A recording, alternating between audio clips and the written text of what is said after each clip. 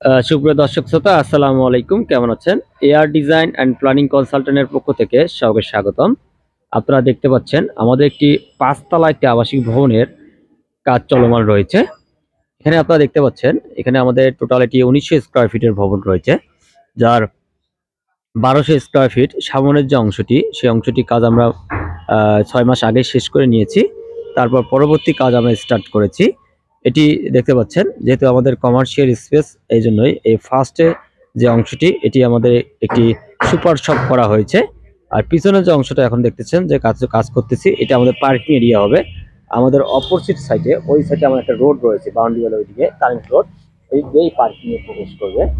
আমাদের এখানে গেট বিম, বেজ এবং যে লং কলমগুলো, সেই কাজগুলো টোটালি শেষ হয়ে গেছে। এবং এখানে ভিতরে আমাদের সেফটি ট্যাঙ্ক এবং সোকেল রয়েছে। সেই সেফটি ট্যাঙ্কের উপরের যে অংশটি রয়েছে, যেটি স্ল্যাবটি, সেটির কাজ চলমান। এবং এইদিকে দেখতে পাচ্ছেন, এদিকে আমাদের যে গ্রেড বিমের কাজ শেষ হচ্ছে এবং কলমের কাজগুলো শেষ হয়ে গেছে। এটা একটি ৫ তলা ভবনের কলম দেখতে পাচ্ছেন। এখানে মোটামুটি আমাদের কলম সব শেষ হয়ে গেছে এবং সোকেল এবং সেফটি ট্যাঙ্ক দেখতে পাচ্ছেন।